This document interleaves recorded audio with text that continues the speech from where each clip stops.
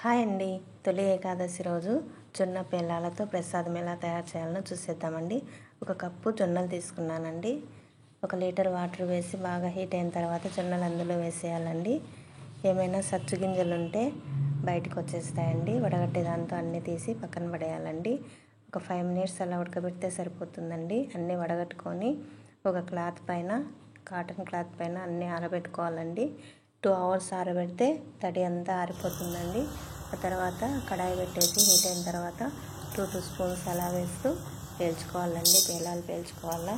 చూడండి, కాసేపు అలా అన్న తర్వాత ఒక్కొక్కటి పేలడం మొదలు పెడతాయండి. అప్పుడు క్యాప్ పెట్టేసేయాలండి. ఒక మూత పెట్టేస్తే అన్నీ చిట్కిటా అని పేలాల్లాగా తయారైపోతాయండి. ఆ తర్వాత ఒక బౌల్లో అన్ని పేలాలన్నీ తీసుకోవాలా.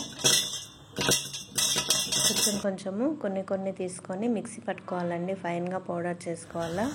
1 కప్పు జొన్నలకి 1 కప్పు బెల్లం అయితే సరిపోతుందండి. తక్కువ తినే వాళ్ళు ఉంటే కొంచెం తక్కువ కూడా తీసుకోవచ్చు. కొంచెం ఎక్కువ తినే వాళ్ళు ఉంటే ఎక్కువ కూడా తీసుకోవచ్చు, మన ఇష్టం అండి.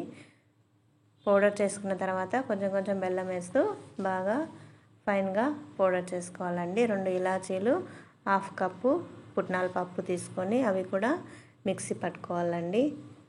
అన్నీ మిక్స్ చేసిన తర్వాత 2 స్పూన్స్ నెయ్యి వేసి బాగా కలుపుకోవాలండి. అంతేనండి, మహావిష్ణువుకు ఎంతో ఇష్టమైనటువంటి ప్రసాదం రెడీ అండి. మీరు కూడా ఇలా తయారు చేసి దేవునికి పెట్టేయండి. మీకు నచ్చినట్లయితే మీ ఫ్రెండ్స్కి షేర్ చేయండి, లైక్ చేయండి, సబ్స్క్రైబ్ చేయండి. Thank you for watching.